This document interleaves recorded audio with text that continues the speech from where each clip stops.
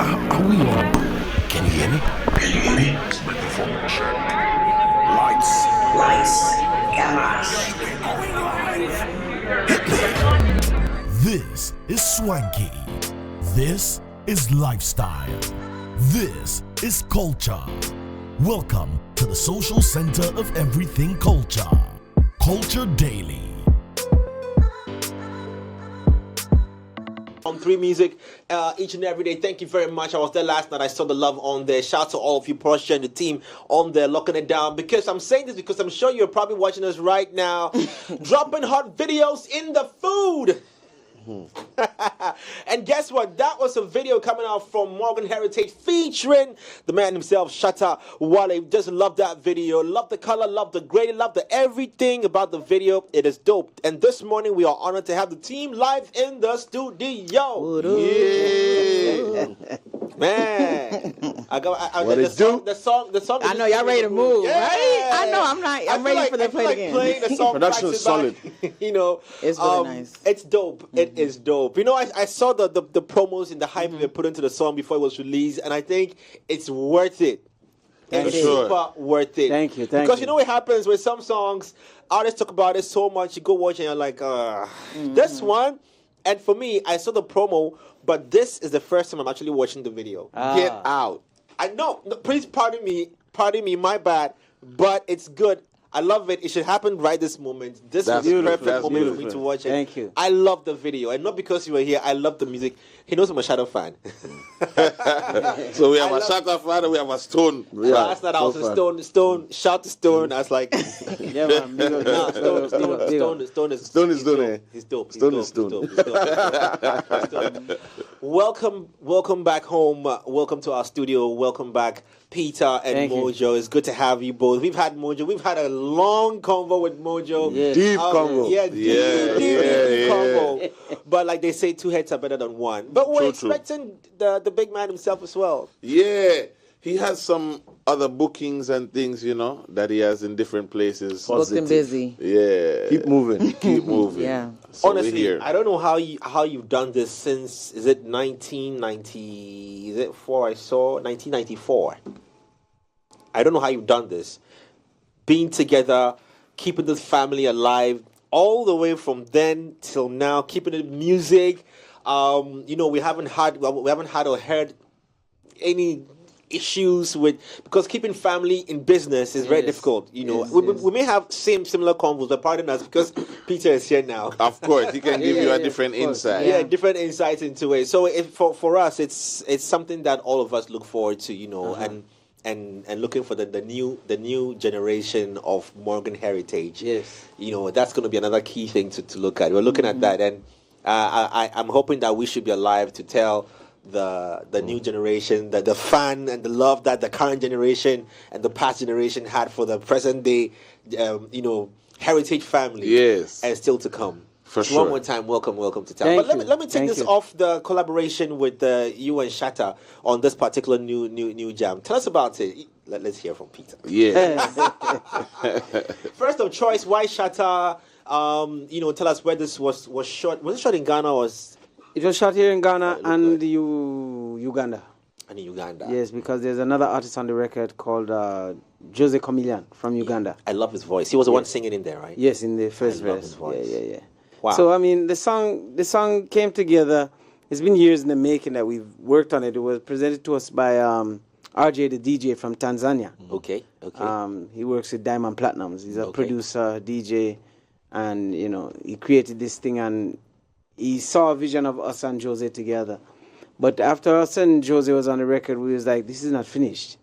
You know, and we was like, let's go to Ghana and get the man. You know, and Gramps made the link happen with Shatta, and Shatta was more than willing and ready, and the song is called Ready, so he was ready. Yeah. And, you know, he put his fire on it, and now we have the song ready. You know, and you ask, why Shatta? I mean, it's Ghana, and the artists here we love and respect. I mean, we have a song on the album with Stone Boy, that featured Stone himself with Bounty Killer, Baby Sham, and we also have a song on the album with Rocky Duini. Oh, okay. Wow. Yes, which features an artist from Senegal named Lada Lajiman. So we have 3 artists, and it's the only country in Africa that has 3 artists on the album. Yeah. Big up. Yeah, that's Yes, really sir. good. I mean, we probably have said this before, but what informs the choice in terms of strategy in selection of artists, to be on the album?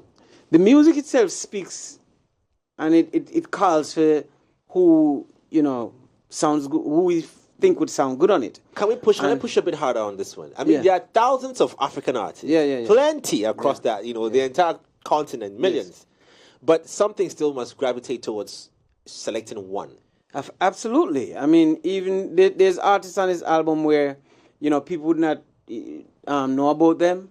Mm-hmm. Like we have 2 artists from South Africa. We got S Villa on the album, and Flora Gray on the album. They're from South Africa, and people probably in Ghana don't know about them. Mm-hmm. Like you said, there's thousands and thousands of artists across Africa. The talent in Africa it's unmeasured. It's like I felt that nowhere else. Yeah, because I mean, especially right now where all eyes are on Africa, so you guys are also helping bring in other, Afrobeats and Afrobeat artists to people's ears that haven't heard them before. So that's very true. And like you said, globally, the sound that people are gravitating to is the Afrobeat sound from Nigeria. Mm-hmm. But there's so much more from Africa than Afrobeats. Mm-hmm. Part of the mission for us is to let the world know that, look, it's just like in America.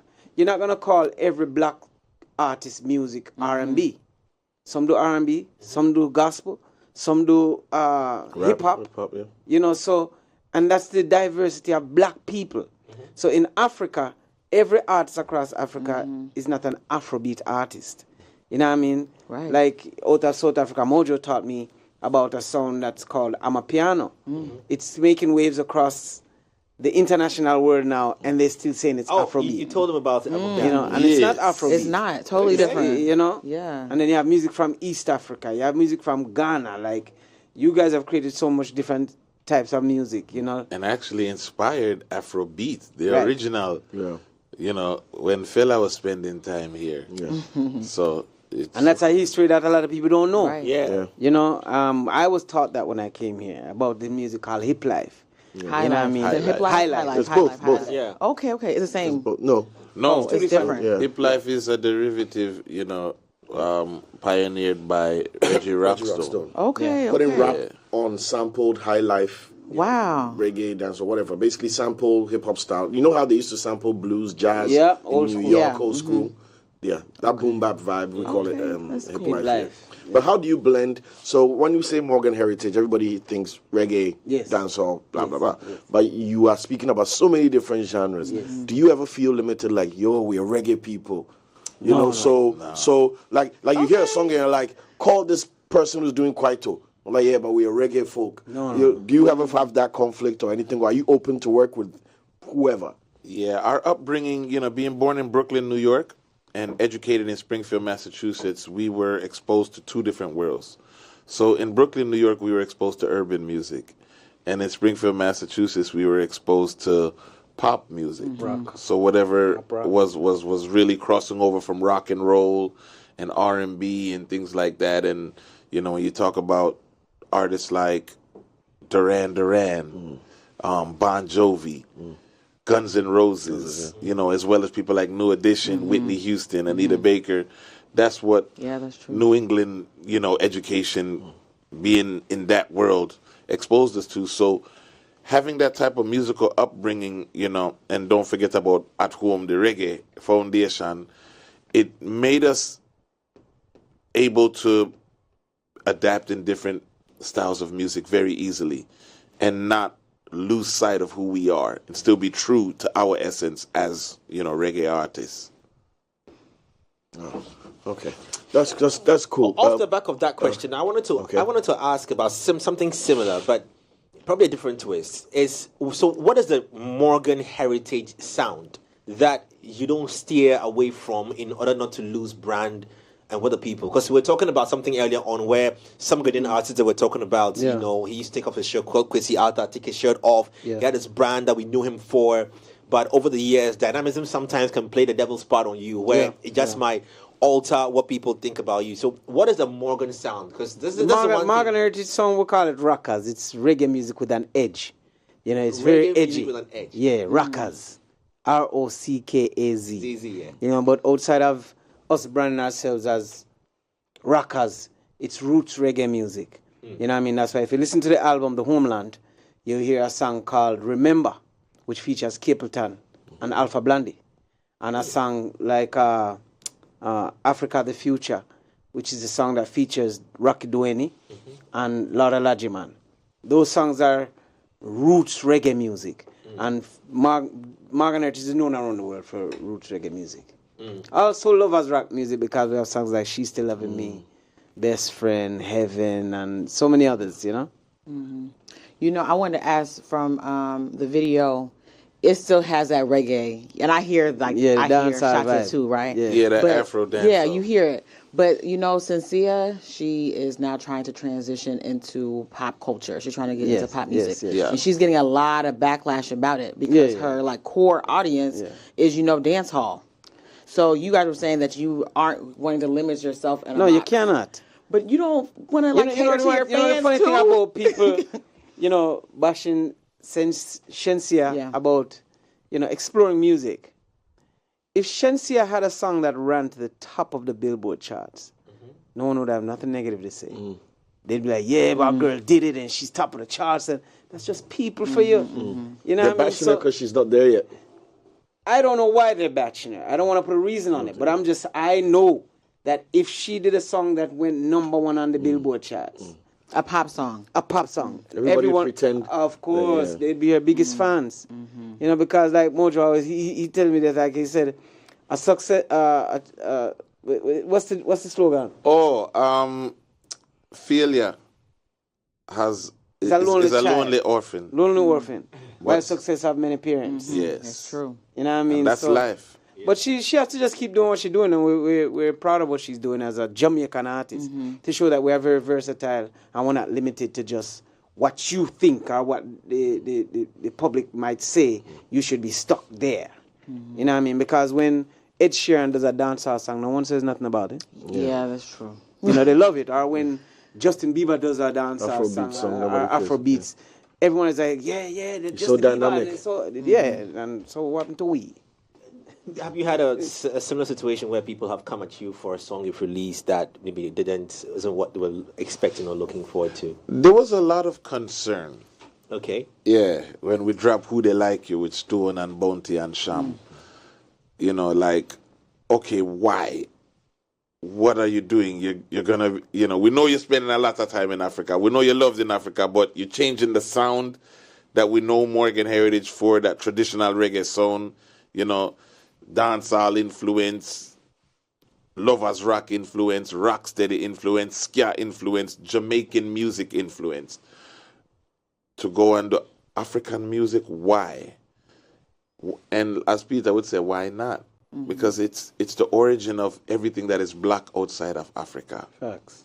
It doesn't matter how you feel in terms of your creative aspirations or pioneering of a sound in hip-hop, in R&B. Yes, we know it didn't originate in Africa, but it's like looking at a tree and saying you want to pick one leaf off of it and something is just so special about that leaf, and forget about that leaf wouldn't be possible if you don't go right back to the root, coming up out of the ground, the trunk bearing branches, and then the branches bearing leaves. So Africa is the root for us. So it's our right, and we have a sense of entitlement to be able to explore the sounds of Africa, like how we have the right. Can I push you to the? I mean, we hate being controversial, but let me just, based on what you're saying, I just want to push Morgan. You are gay. Let me just push the team to the edge, to the rocker's edge on this. Now, we do appreciate the importance of the roots to the formation of the trees, but we do appreciate and pluck the leaves a bit more than appreciating what caused it to grow. Right. A market like the U.S. has been for many years, probably till now, one of the places where if an artist's music goes viral, it works. You go global. 100%. positioning Morgan Heritage in a place in Africa now, as compared to hearing collaborations like maybe Morgan and Chris Brown and Morgan and DJ Khaled and all, I want to understand the decision for. I don't want to make it too easy and say for choosing Africa. Yes, it comes back to the same thing, the roots and all, but business-wise, the team in terms of branding and amplification and what it can do for you, choosing between a lot of U.S. artists and a lot of African artists. I want to understand how you play that. You know, that sorry, it might be a tough question. It's okay. It's just about understanding. There's a football player, I'm not sure if he's Ghanaian, but he went viral the other day because he had they caught him walking through the airport with a cracked cell phone, a cracked iPhone. And he's making millions, hundreds of millions. Yeah. And they made a big thing about it. Why does he have a cracked iPhone? He can own 100 iPhones or whatever. And they made a big thing about it. And he was like, why is it a problem? Like, why should I spend my money to buy 100 iPhones when I can feed 100 families in my community? Okay. You know, why should I take my money to go buy designers' clothes from Italy when I have designers in Africa that I can invest in? So to us, it's like, yes, America is I would say, the leader of media and propaganda. So the world looks at America, or America captivates the eyes of the world by what they promote.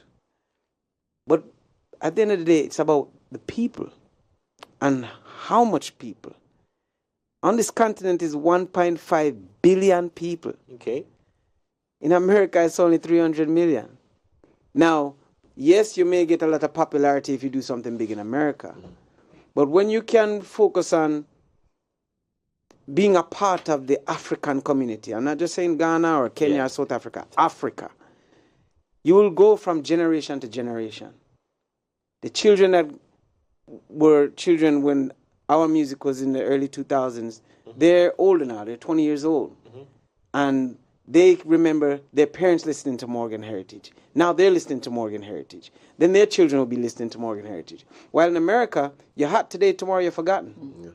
It's not like when Michael Jackson and Madonna and Whitney was alive, where them people became global icons.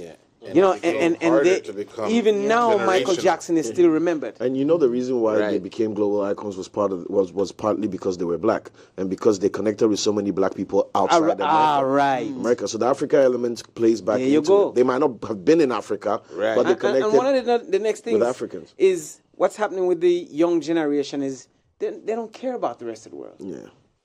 America's good, and that's it. Like Michael Jackson toured the world. America, their hood is good.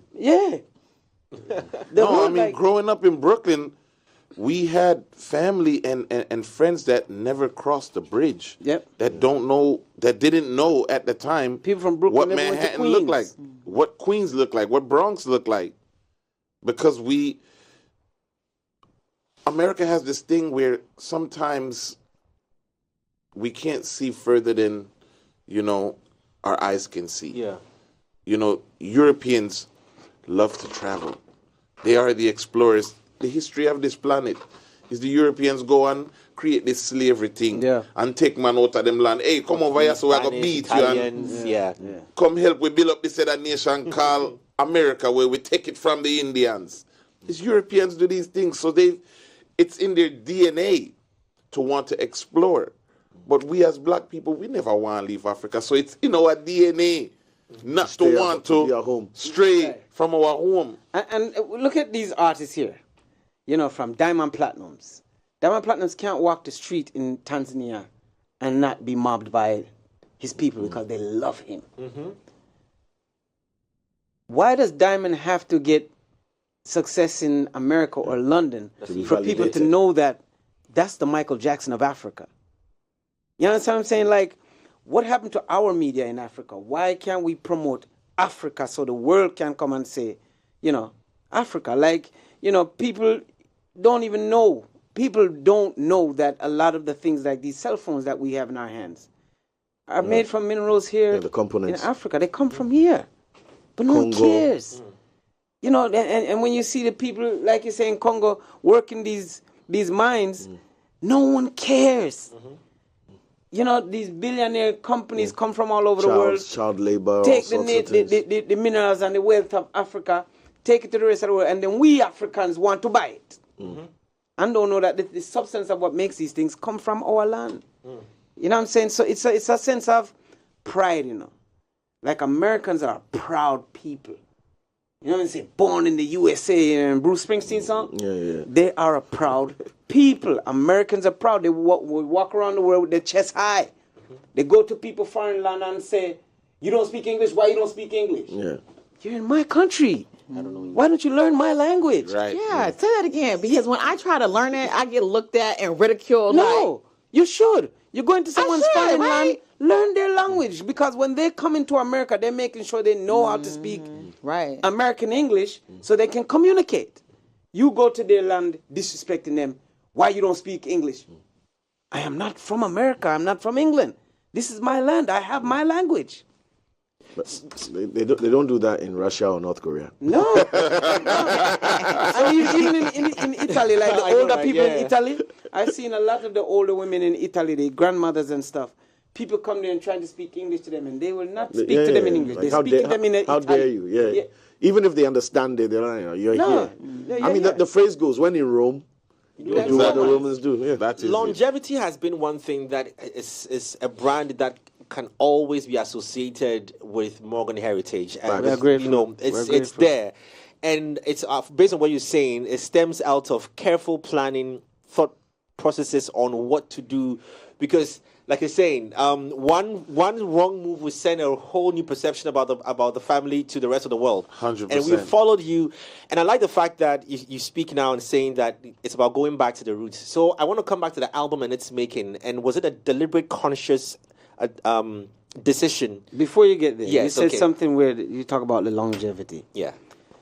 And if you look at Bob Marley never made music for the upper echelon of society. Mm-hmm. He made music for people that come from a life like him.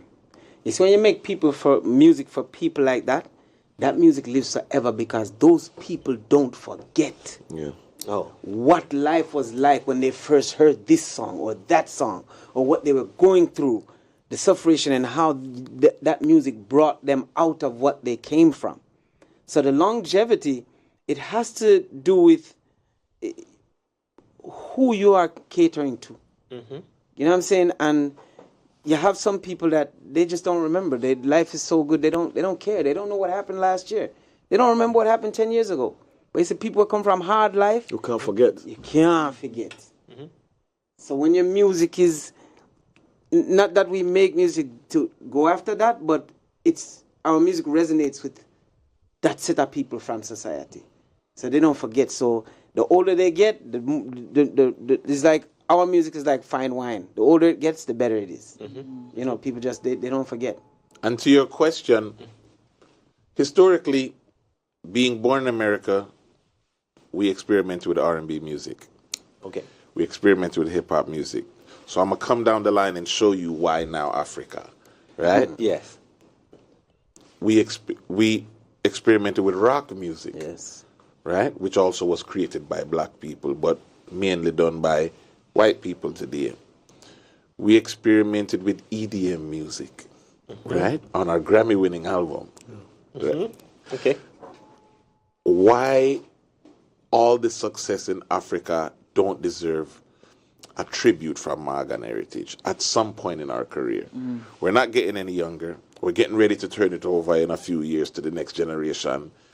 It's only befitting that in paying tribute to our homeland in Jamaica, where our parents are from, that we found a way to pay tribute to the place that we feel most comfortable. We're not black people in Africa. When we're in Africa, we're just people. Mm-hmm. Yeah. That's very special. That's why we feel different when we wake up here, when we go out on the balcony and we smell the air. I'm stealing that. Which one? We're not black people in Africa. People, yeah. We're just people. Yes. It's the truth. Yeah, it's the truth, and that's a perception shift. Like, you just open bro, take it easy, man. People. Bro, I just got goosebumps, bro. Like, take it easy on us. Tweet it. But it's true. Yeah, and the only other place where we feel like this is where we're from at home in the Caribbean. Yeah.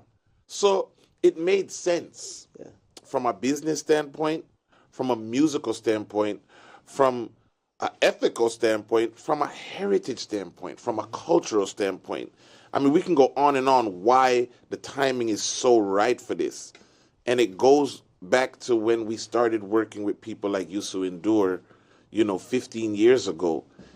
And he looked at us and told us what we mean in the ethos of the history of reggae music and its influence on the African continent. Mm-hmm.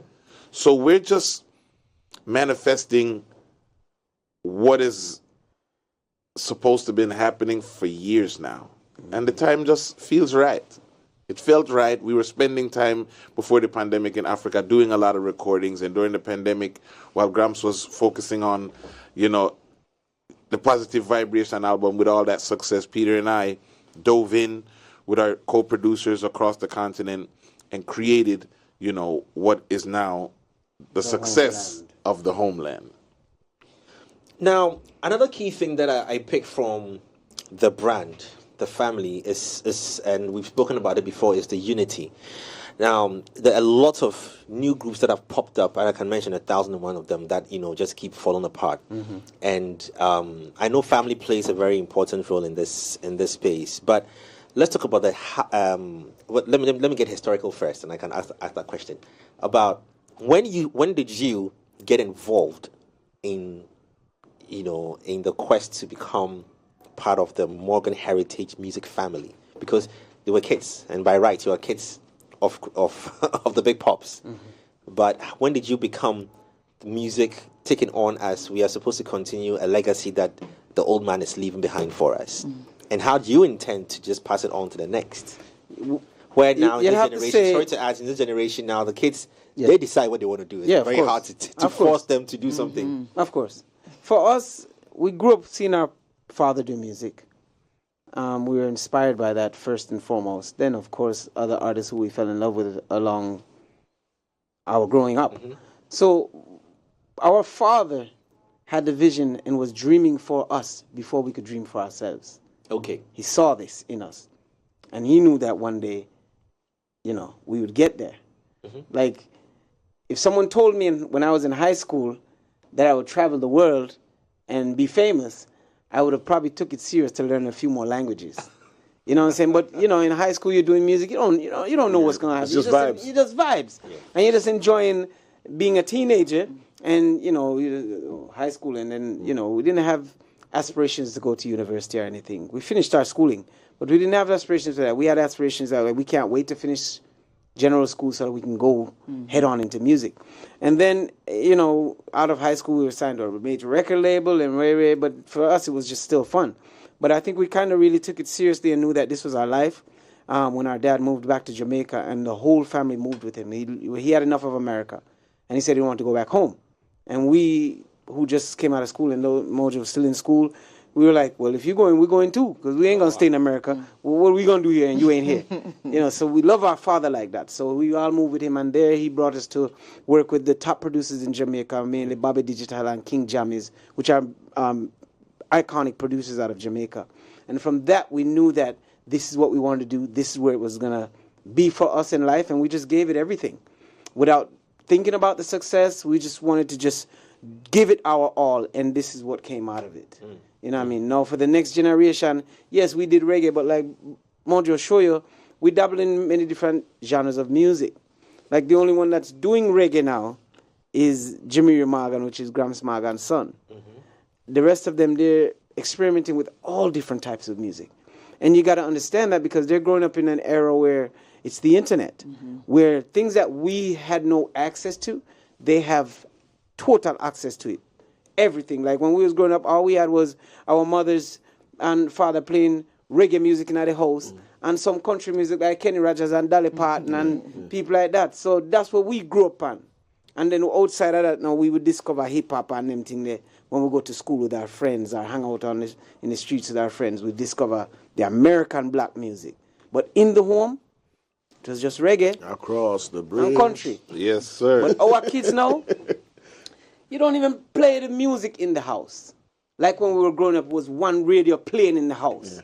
Now everybody have them own thing in them ears. Yes. Everybody have them own phone listening to their own music, their own likeness. Yeah. And that is what is making the world go around today, where there's so much different personalities and people are gravitated to what they want to gravitate. So the next generation of the Morgan Heritage family, it will be more than just reggae. Okay. Still, well, I just have an eye to look at some deeper things. And I was watching the new video. I love it. The coloring is crazy. It's got this real party vibe to it. I noticed something. And I'm just being petty on them because I just want to understand. Yes, sir. All of you, the Jamaican reggae dancehall music videos have got this very, if there's a blend of male and female in there, it's a lot of, yes, you see all the bit of nudity, the sexy girls and all shaking, but you sort of kept a clean profile. A clean profile in how you engage in this. I want to understand the do's and don'ts of being a Morgan Heritage member. It's a good one. Yeah. Because if you listen to the song I like on radio, you and you've not seen the video, and you're jamming, right? You're visualizing certain things, and then you get where I'm going, and then you watch the video, and you're like, all right, cool, solid. So because then I put a lot of respect on. Instantly, I put extra respect. I'm like, okay. Yeah. So, big up the director that directed that video with me, Jordan Hockland, for helping us to create this new vision for our creative presentation behind this album. Mm-hmm. He wanted us to really connect with the people across the continent in a different way. Instead of being the royal family of reggae, just humanize yourself a little bit. Come down to earth. You can still be who you are. We understand you're not going to drink. We understand you're not going to smoke, but you can still be amongst the people. Sure. So we had to find balance. Like, we go back and forth a lot arguing with him because we're like, no, man, that's too much, man. Too much, man. Y'all go overboard.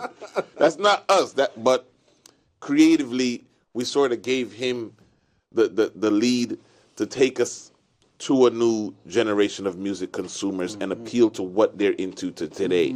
So the sound, as you said, it connects. And visually, as you had the experience today, it connects, and we were still able to be true.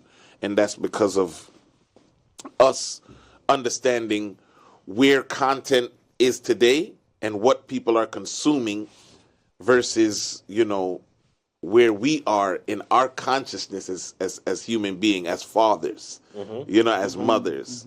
So it's a fine line.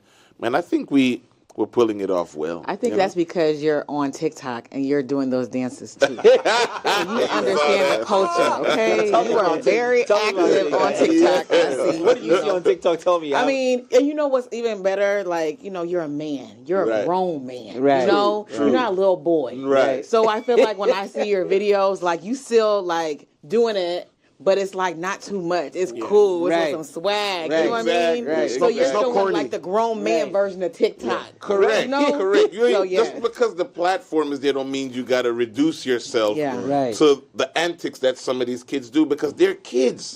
True. They're supposed to make those mistakes. True. Yeah. So you've done that already when you were a kid. If they can play the one I'm talking about, okay? If they can play it. Listen, you posted it, so everybody probably already knows. Right. So I'm gonna show y'all here on Culture Daily. Okay? I want to know about your production, right?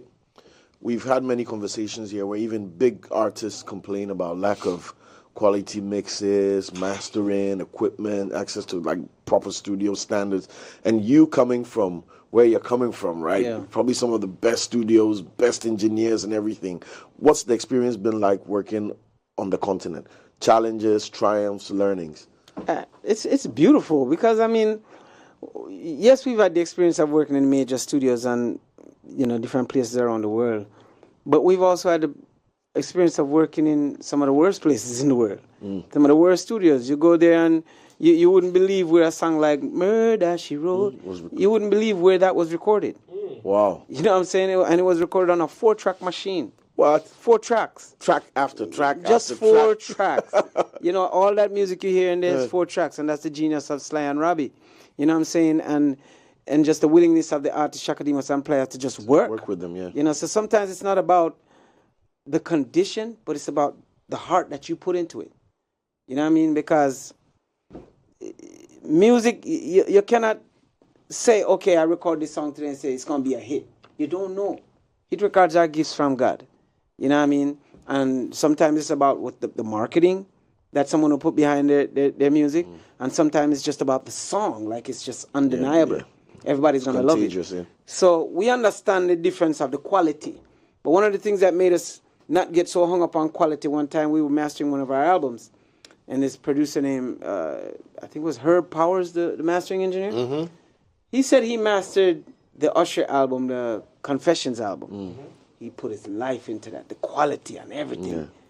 And then he said, when the album came out, he listened to his son playing the album. He's like, that's not what I mastered. Then when he checked the quality, it was crushed down to like 120. Yeah. It was compressed. Yeah. So he said he put all this work into giving you this big, broad sound. The platform has crushed the bit rate. The platform just crushed the bit rate, and that's what you get. And no one cares about it or how it sounds. If they love it, they love it.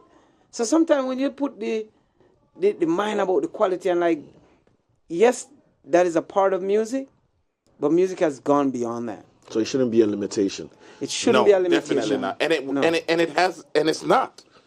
It hasn't been, because if you look at the success of African music today, some of these kids do not have state-of-the-art recording studios.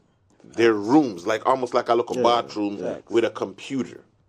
Some of them don't even have a keyboard. They have to type in the notes that they want and align them and use a mouse and say, I want the kick to drop here. Boop, boop, bop, boop, boop, boop, bop, boop.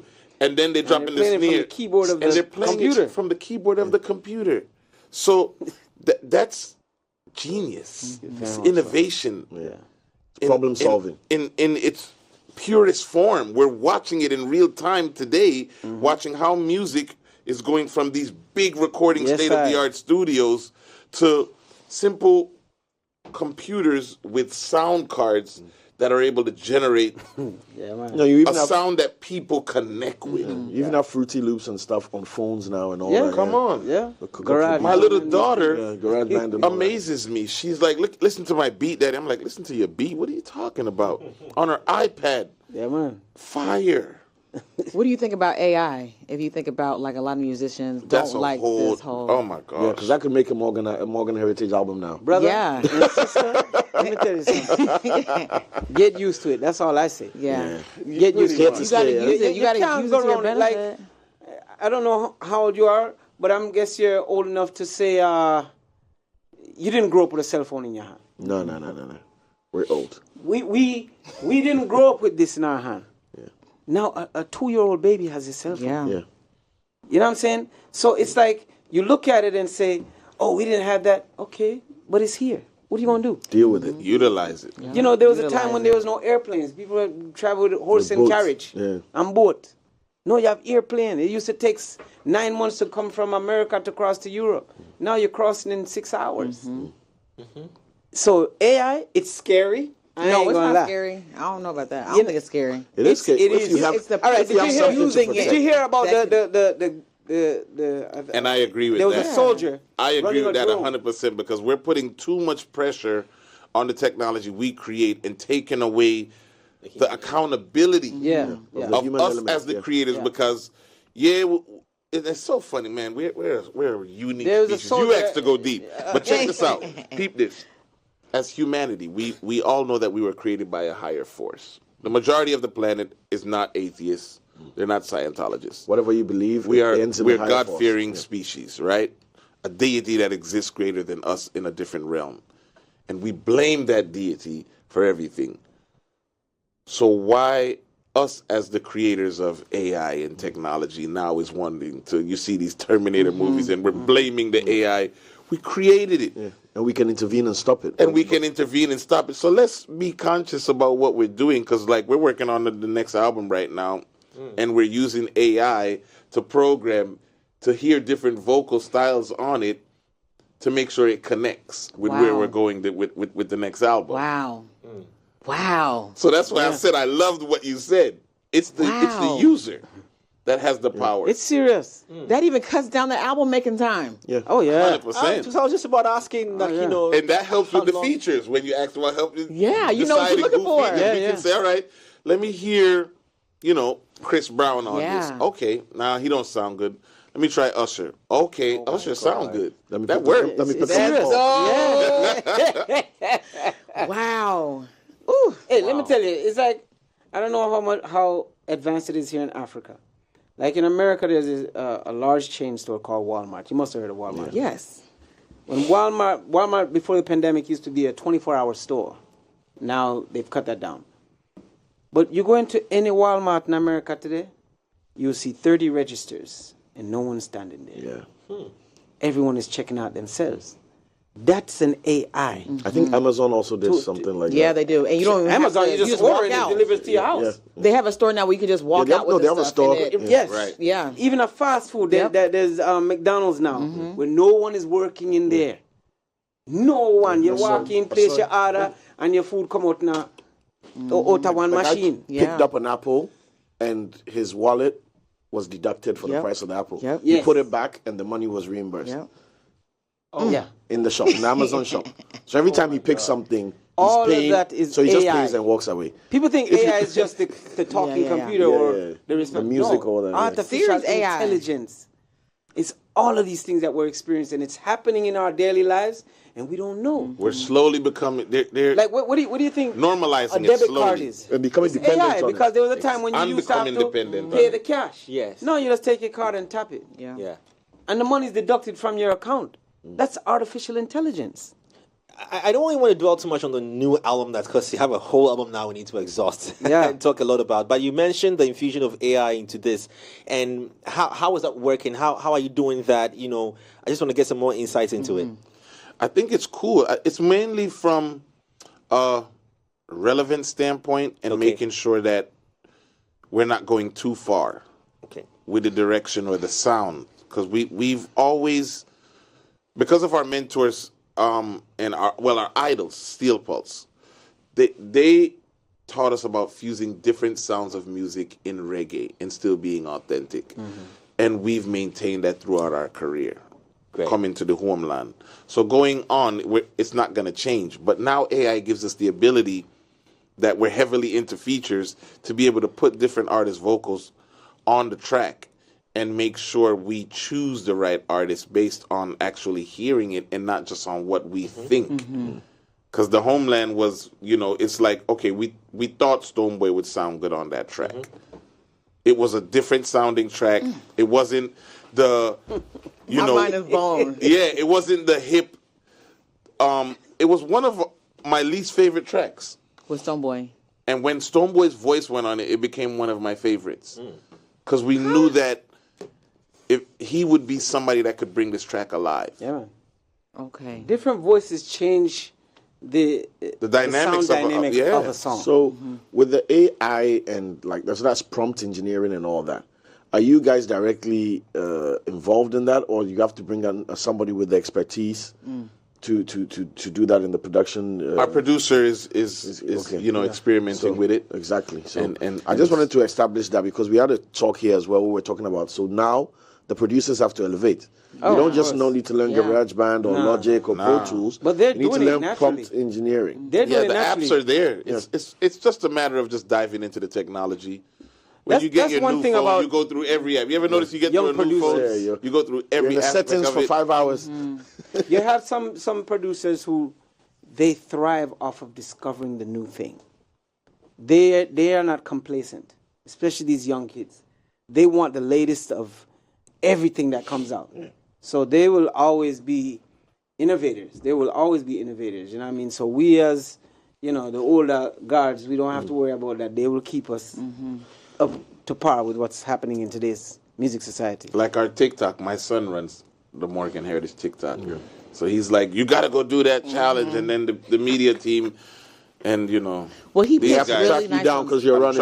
They have to track you down because you're running. I'm trying to get him to get into one of these challenges. Do it so well. It's like cool. It's like the cool dad. That's why I keep telling him. I said, look, bro, we're brothers, and what one brother gonna do, another brother ain't necessarily gonna do, and they don't need to be, But he ain't gonna stop. He's gonna try. And he's the better dancer. Okay. This man. When I was young. Yeah. It's in the blood. Come on.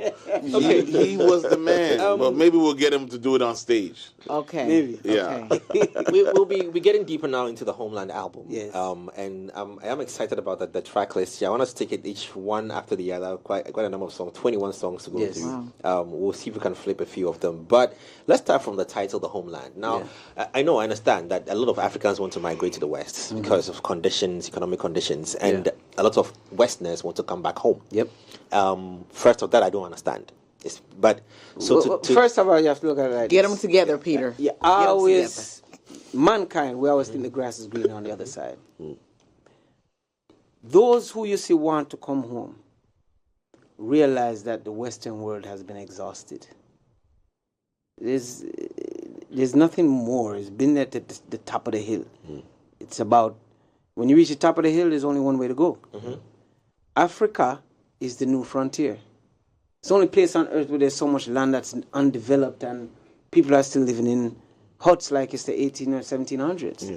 You know what I'm saying? In villages, not in the major cities, because we have metropolises here now in Africa. Accra is a metropolis.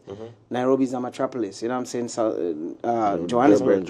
So you have places that rival London and New York and Los Angeles here in Africa. So we from the West who are ready to come home, we've already seen that. Those in Africa who are wanting to go to foreign lands, they haven't seen that before. All they know is them life from them village or them community or whatever. They want to experience that, and nothing's wrong with that. So it makes sense to see greener pastures in terms of... Yes, there's nothing wrong with that. The economic hardships and then get into a place where... So I want to understand what works for you vice versa in coming back home. What do you seek back home? What we seek is to help Africans at home realize that what you have here is worth more than you'd ever dream. Than concrete jungles. It's worth more. Like, this place was called the Gold Coast. Why? People ever ask themselves why was this called the Gold Coast? We sold it. Exactly my point. We didn't see the value in the gold that was just here, and it's still here. The white man see the value in it, come in here, take it out and tell you, say, just give me that. You don't need that. You don't need that. Give me that. And they take it from us, go and do what they do with it in foreign, and we same ones go foreign and buy back the same gold that came from our land. I don't understand why people can't see that. Like, China has the steel mill that Africans buy from to build houses here and these big structures. The steel, we buy it from China. Where did China get the material to make the steel? Here. Why can't we have a steel mill in South Africa, East Africa, West Africa, North Africa that covers the whole of Africa, where we can use our own minerals, make our own steel, and we buy from ourselves? We give China the material for little and no cost, and then we go back and buy the steel from them for... So did this inform the title, The Homeland, for the album? In trying to let us understand what we have. The value of what we have. Yeah, man. I mean, that's a part of the inspiration into some of the lyrics. You know, when we say, you got to see the world. It's about finding your place where you belong on this planet, which is what you were just talking about. That you grow up with a certain mindset and understanding, and then you start to travel and things start to open up to you. You start to broaden your horizons. And then you find home, like we find home in Ghana, we find home in Kenya. And that's because of traveling. So coming home here, before we want to tell Africans to travel outside of Africa, this is a big continent. We need to.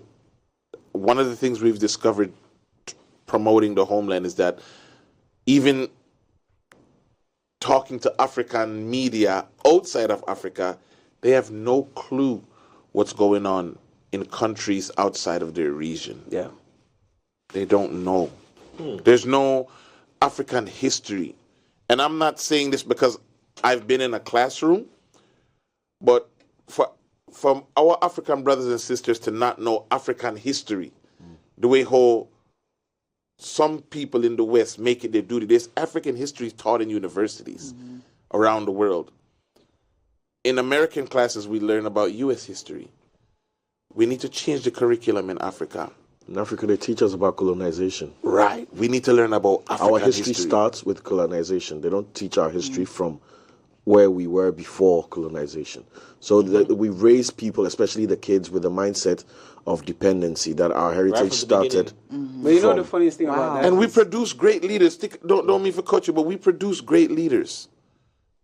Shaka Zulu, Nelson Mandela, Kwame Nkrumah, Idi Amin, the emperor, Haile Selassie. You understand? You talk about people like Rawlings. Sankara, Rawlings, Lumumba. Where the man from Mali name?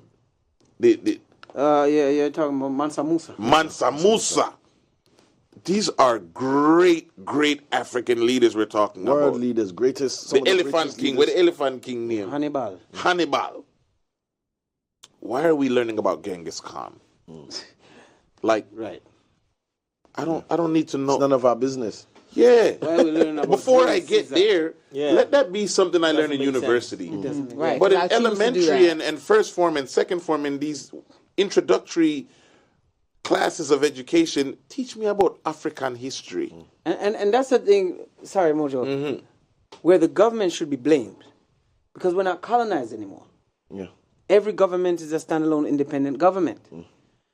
When America gained their independence from the UK, they cut a lot of what the UK demanded of them as a colony and established their own thing.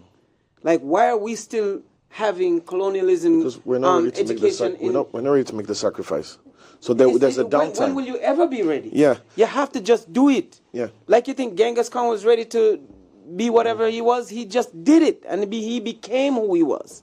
Like, from we get our independence, we should say, all right, no more colonial education.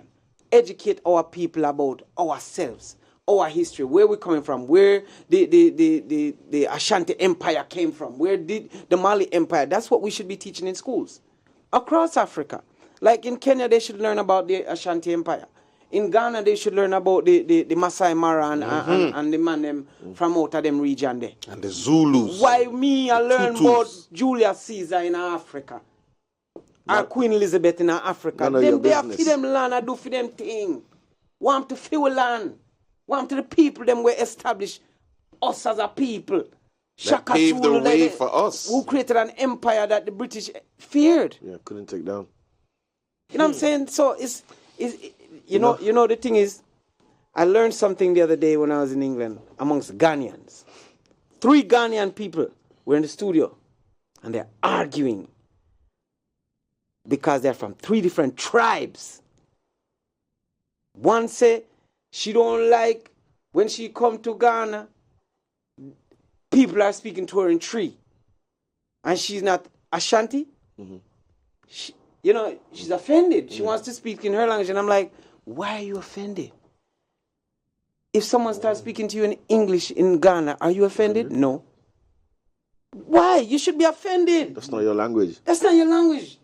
So what we have learned, black consciousness is a Western thing.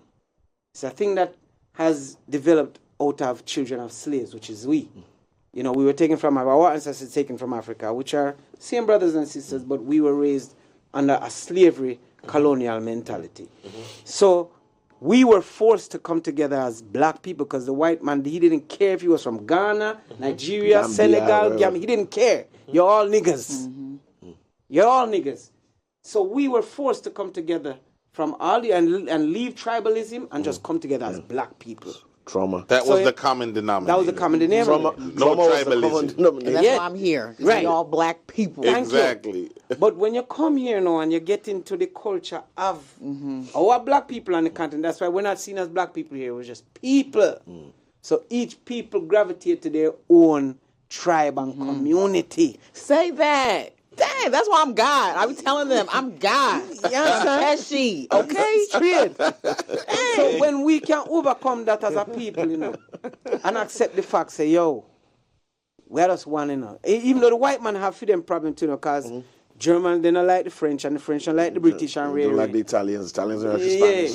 But they will come together. Like They will come together to fight against a next nation. They found this thing named NATO. I see what Gaddafi was trying to do before they kill him. Yeah. I see some of our leaders are just realizing what he was doing. So now, And what Gaddafi was trying to do started from the likes of Nkrumah. Exactly. African Union, African State, all that. Before we just go too much into the history. Hey, you see, that's your problem right there now. No. Hear me now, because you see, you are quick to put down the black history and talk about things when I'm not. My next question would actually let you understand what I'm about to. I want to see how this mindset translates into the album. That's what I'm coming to. So please, okay. And I have less than 30 I agree. minutes to go. And I'm not gonna have you anytime soon. So let's exhaust as much as sometimes we come possible. on this station as artists. These are the things we need to talk about. When you get some of our black artists on the station, you need to pick their brains. Yes. About the real things that have to do with longevity from generation to generation. Yes. Not just the regular thing. So I see a word here, and that's what interests me. Pardon me, but I see a word here, bambulele. Bambulele. And it features Brothers and Sisters Art Organization. I wanted to understand what that word means. Bambulele? Yeah. Bambulele is Zulu. Okay. And it means you've killed my mother. Whew. Yeah?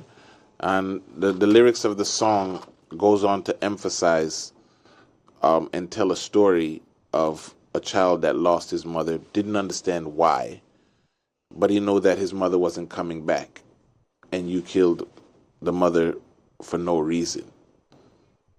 And we're trying to find a justification for it, and we're out here lost. So it's a song of mourning, and Gramps discovered it online, and we knew that it resonated with us and would resonate to the people that heard this album as a proper introductory into the journey that they were about to go on that we call the Homeland. Interesting how that song became the first song to listen to on the album to start this off. Wow. And who will be the Brothers and Sisters Art Organization? It's a choral group. Mbube is the style of singing, like the Paul Simon great album, The Graceland, that he did with Lady Smith Black Mambazo.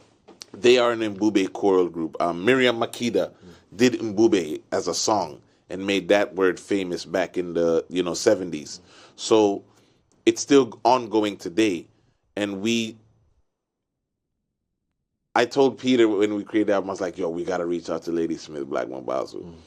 We were in the studio mixing, and Gramps found this choral group. And we didn't know anything about Mbube or anything. We got educated as we were creating it and became captivated by that sound because it connected with our soul. Yes, it activated something in our DNA, like what the rest of the album does. So we knew that if we wanted to spark the interest and pique the imagination of the listener, this was the way to do it. And to sort of align them. One of the things we hate before we go on stage is when there's a whole bunch of hip-hop, R&B, or dancehall music playing. When people are about to hear reggae music, play other reggae songs so the people set the tone. To set the tone. They did that for the BET Awards. I thought they did that. Okay. You know what I mean? And it helps. It helps because if I'm out there partying to trap music and then a reggae artist about to come on, it's dead. Nobody's moving. There you go. For Morgan Heritage fans, we have fans that love all sorts of music. So it can hurt the artists coming on stage because it's like, okay, this is so slow and boring. I was just amped up. Right. And the DJs feel like they're doing their job, keeping the crowd active, but there are up-tempo songs from Jamaica that you could use to do that. You know what I mean? So we had to make sure that we basically get people in the right frame of mind to listen to the Homeland, because we went so left field with our sound. And talking about the Homeland, that's track 6 with Yusun Door, the Homeland. Yes. You had to bless that. Have to. The theme, the main. Yes. With Yusun Door.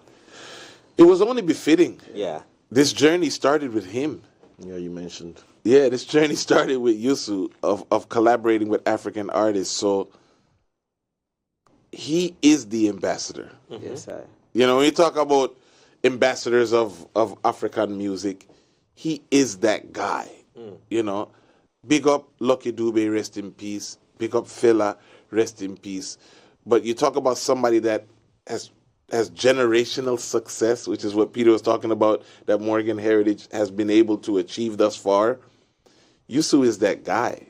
Yusu was the first African artist to sell out the O2 Arena. That is the thing now for our young African artists to want to aspire to do, you know, and take it even to higher heights. Big up the youth them from Nigeria, even taking it beyond the O2 and selling out stadiums in Europe and America. Very proud.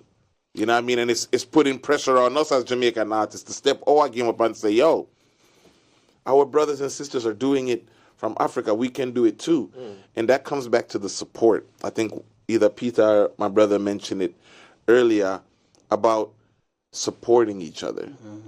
You know, we don't support each other enough as immigrants outside of Africa.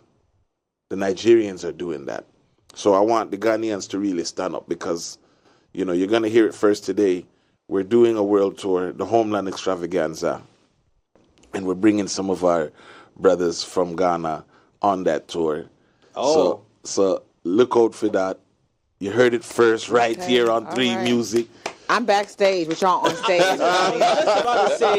was just about to say that artists are so ungrateful to persons like us who never get to talk with them to tell the story on their behalf.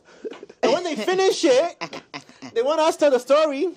Yeah, I'm watching. On behalf of Culture Daily, she's going with y'all. Yeah, no problem, no problem. I have to be on the story. Serious. We are going No, on without the you guys, we're just great creators, right? Yeah. You guys are the medium in which our music travels. So when you guys are able to get away from your busy schedule, because we understand it's very tedious what you do, waking up at 4 a.m. to be here looking like, hey, it's 2 o'clock in the afternoon.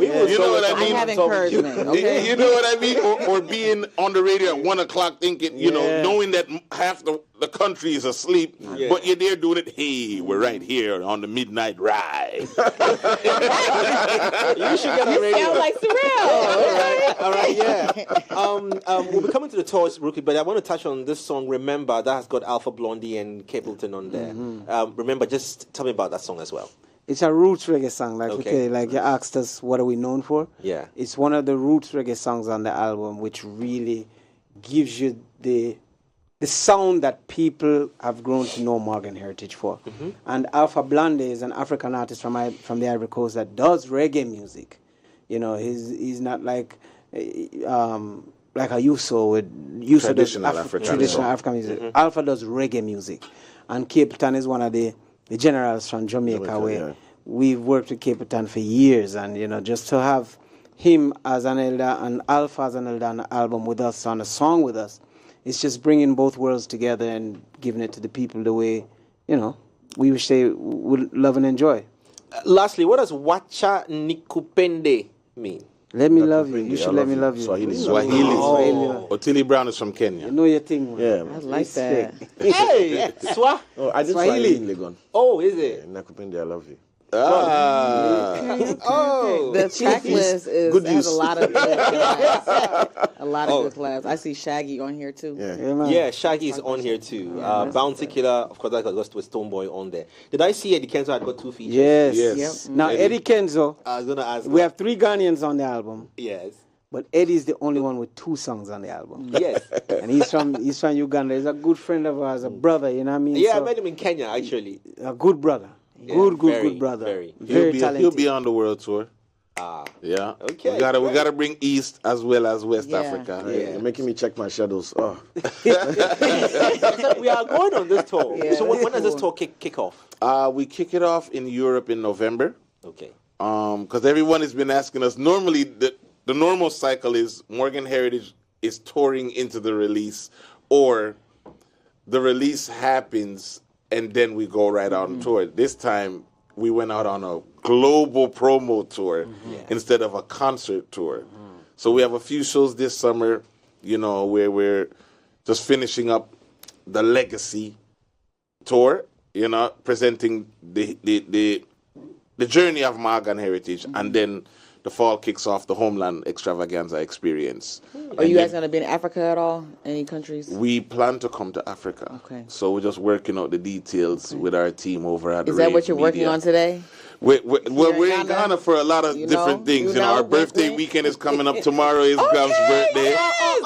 July. Yeah. All July. All July. Peter's is mine's is Monday. Peter's is Tuesday.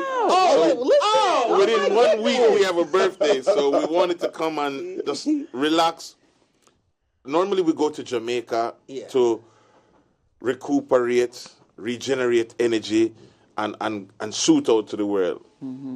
The homeland made us want to come back to Africa. Wow, that's what's up. And Ghana is our first stop. We've done it in Kenya a few times in the past and went out and just rest in Kenya for a few weeks. Okay, So let me breathe. When I leave in town, say not now.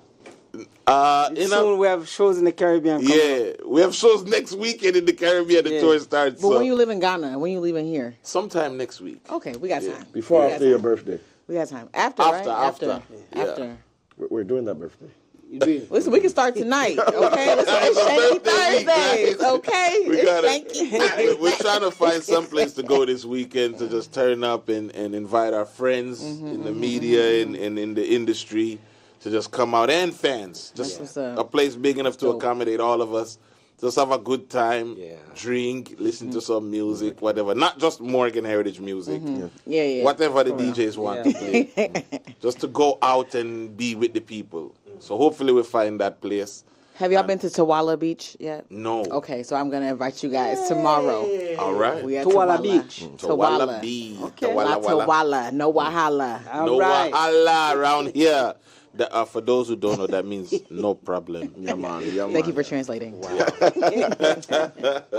We will have to bring this to an end now. Our time is up. But I mean, this has been a very insightful conversation. We need 1 week with you guys. Yeah. I was just gonna say you need to come back. You need to come back with you for 1 week. And we need to talk about Africa. I love the history convo. Yes. And I want to talk about AI. African empowerment, man. Critical. Yeah. And I view you not as Jamaicans. I view you as Africans. Yeah. Real talk. Like we are. I can't see. If we are not careful, Africa will be taken over again in a different manner. Yeah. You know what I mean? Hasn't already been taken over. With our permission. Right. That's the difference. This time around. This time, exactly. it's going to be with our permission. You know, and when you land in Zambia, the signs are in Chinese. Bumble in the airport. Wow. The street signs, the billboards on the street. Like you can... I mean, no disrespect to Zambia. We love Zambia, but you can't say Zambia is a Chinese colony. Because they owe. But they're not going to do it the same way they did before, right? Beating us and slave. Like you say, we willingly give them now. Right. So before we go, our leaders need to think of strategic partnerships. Yes. Stop thinking about selling the rights to different industries across, the plane. Strategic partnerships that favor us. Yeah. These people should not be coming here and having their language on our signs in our airports. Like at this airport is one of the baddest airport in Africa, in Ethiopia, and the signs are in English and Chinese and Amharic. That makes no sense. 3 main languages. When you see not that, even Swahili, which is his neighbor. Right, that would make more sense to me. You automatically know who has their hand in that country. Yeah, and who's in charge. Right. When you land and you see that, you know what's going on. Well, Marley said it years ago, Africa, unite. All right. That is it. I think we didn't listen. If we listened, we just listened in a different. I don't know how we understood it. Really? I keep saying that. But it's On up the to you fun guys, side- seriously. Yeah. You guys are the future. On the fun side, Kwame Nkrumah said something the day Ghana gained independence. A very memorable speech. He said, "Ghana, our beloved country, is free forever."